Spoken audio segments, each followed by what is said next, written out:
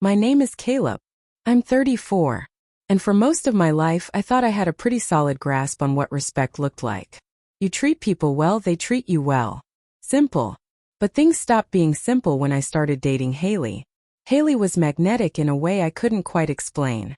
She had this cool, effortless charm, messy strawberry blonde hair, paint under her nails from her weekend art projects, and a laugh that filled every room she walked into. She wasn't the kind of woman you forget. And honestly, that's part of what made everything so confusing. We'd been together almost a year when the whole mess began. Before that, our relationship had been good, really good.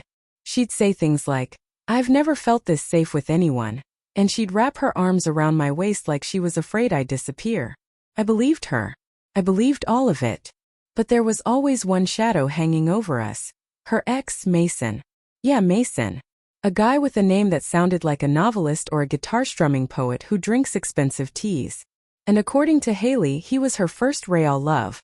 Though it ended badly enough that she cried for 3 days straight when they broke up. I never pushed for details. I figured the past is the past and everyone deserves to move on. But the past didn't stay in the past. It showed up one Saturday afternoon like it had been waiting for its moment. We were supposed to go to the food truck roundup in Austin. Haley loved those. But just as we were getting ready, she went strangely quiet. Not sad, not angry, just tight like her whole body had pulled into itself. She kept checking her phone, her thumb tapping the screen over and over like she was waiting for something. "Caleb," she finally said, her voice strained, "I need to ask you something, and I need you to say yes before I explain." That was the first red flag. But I loved her, so I said, "Okay, what is it?" She swallowed hard. "I need you to apologize to Mason." I blinked. "Apologize to your ex? For what?" "For what you said about him." She snapped, suddenly heated. "You called him pathetic. You shouldn't have done that." I remembered the night perfectly. She'd been telling me a story, one of many, about how emotionally manipulative he'd been. I'd said, "He sounds pathetic." Not to mock, just an honest reaction to someone hurting her repeatedly. "Haley," I said slowly, "I wasn't insulting him. I was defending you." Her breathing went sharp. "I don't care. You had no right to judge him. You need to make it right." I thought she was joking. But then she started pacing, hands shaking, her face flushing red. "You don't understand," she shouted. "You humiliated me by talking about him like that. He found out, Caleb. He messaged me. He's hurt." My stomach dropped. "You still talk to him?" That was when she exploded. "Yes. Yes, I talk to him sometimes. That doesn't mean anything. Stop making this about that. The problem is you." Her voice cracked like she was about to cry, but instead she doubled down, screaming now. "You're going to apologize right now. You're going to text him and say you're sorry." I stood there stunned, staring at her. The woman I loved was unraveling in front of me over a man she claimed to be done with. And worse, she was defending him with a desperation I'd never seen from her. "Not even for me?" I asked softly. "Why is his opinion so important to you?" That question turned the room into a storm. Haley stepped toward me, shaking so hard she could barely breathe. "Because you don't get it. Mason and I shared something deep. You think you can just talk about him like some loser? He isn't a loser. You embarrassed me." Her eyes were wet now, furious and shining. I'd never seen her like this. And then she screamed the line that stayed with me for days afterward. "You owe him respect. You owe him an apology more than you've ever owed me anything." It was like she punched me. The silence that followed wasn't calm. It was suffocating. And in that moment I realized something I hadn't dared consider before. This wasn't about what I'd said. This was about who still lived in her heart. So I did the one thing I didn't expect myself to do. I said, "Fine." She froze, sniffed, and whispered, "Fine what?" "I'll apologize to him." Her shoulders sagged with relief, as if she'd been holding her breath for hours. She didn't know that by saying yes, I wasn't giving in. I was opening the door to something she didn't see coming. Because if she wanted the truth, I was ready to give it to both of them. I sat on the edge of the couch, my phone resting in my palm, screen dimmed.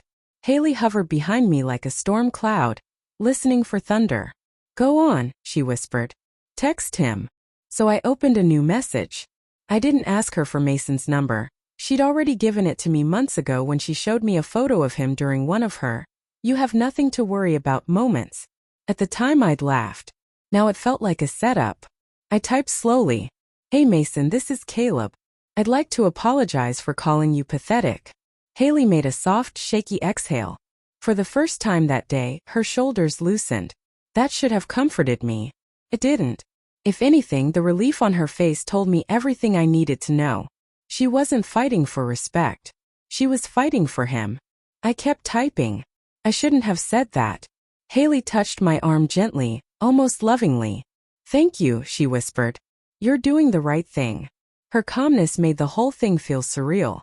But she didn't see what I wrote next because I angled the phone slightly away from her. But since we're being honest, I wasn't wrong. A man who wounds someone he claims to love isn't strong. He isn't deep. He isn't tragic. He's weak. Haley leaned forward. "Are you done? Let me read it." "Almost," I said and kept typing. "And what's truly pathetic isn't who you were. It's that you still lurk around her life hoping you still matter. I won't insult you again. But I won't pretend you're something noble either." Haley stepped around to look. I hit send before she could. Her breath caught, sharp and brittle. "What? What did you write?" She snatched the phone from my hands and read it. Her face drained of color so fast it looked like she'd been splashed with cold water. "Caleb," she whispered, horrified. "What did you do?" "I apologized," I said calmly. Then I told the truth. She stared at me like I'd set her house on fire. "He's going to be devastated. He's sensitive. He'll take this personally." "He should," I replied. "Because he shouldn't still have this much power over you." Haley's mouth trembled. She wasn't angry now. She was scared. And that scared me more than any of her yelling. "I can't believe you," she said. "I asked for one thing. One thing. And you turned it into an attack." "No," I said, standing. "You did that when you demanded I apologize to a man who mistreated you more in 3 years than I've done in 1. She blinked hard. "You don't understand my connection with him." "Then explain it," I said. "Explain why your ex's feelings matter more than mine. Explain why his opinion can break you, but mine barely shakes you." She didn't answer. Instead, she sank onto the arm of the couch, head in her hands. I don't know," she whispered. "Mason and I were complicated." "Complicated," I repeated. "That's what you call emotional dependence you never healed from?" Haley winced like I'd struck her. The room went quiet, the kind of quiet that ends things. We didn't speak for nearly a full minute. Her breaths were shallow, fragile, and I felt something inside me fold in on itself, like a page being turned against its will. "I didn't want to hurt you," Haley said finally, wiping her eyes. "I just wanted peace." "Peace doesn't come from protecting the person who broke you," I said. "It comes from choosing yourself. And you didn't choose yourself today. You chose him." Her throat tightened. "Are you leaving?" "I'm not leaving," I said, stepping closer. "But we're not pretending anymore." She looked up, her eyes red and fearful. "What does that mean?" "It means," I said softly, "I'm done competing with the ghost of a man who didn't love you properly. I won't be measured against him. I won't apologize to him. And I won't live in a relationship where I'm second to a memory." Tears spilled down her cheeks, slow and silent. "Caleb, I don't want to lose you." "You already are," I said gently. "Not because I want out, but because you're still half somewhere else." Her breath broke. "I'll block him," she whispered desperately. "I will. I'll cut him off. I'll do anything." "Haley," I said, "don't do it for me. Do it because you're tired of bleeding for someone who never deserved your loyalty." She froze, staring at me with a kind of dawning grief. Not for me but for herself. For the truth she'd been running from. My phone buzzed. Mason's reply. Haley lunged for it, but I picked it up first. The message was short. "You're right." That was it. 2 words. And somehow they said everything. Haley covered her mouth. "Caleb, I'm so sorry." For the first time all day I believed her. But an apology wasn't the point. Clarity was. And clarity had arrived in a way neither of us expected. I sat beside her, gently taking her hand. "We can fix this," I said quietly. "But only if you stop trying to resurrect something that died a long time ago." Haley nodded, tears sliding down her face. I want to try with you. Only you. For the first time, her words felt real. And as broken as the day had been, something fragile and honest finally took shape between us. Something that didn't belong to Mason or the past or the pain she'd carried alone. It belonged to us. And for the first time, that felt like enough.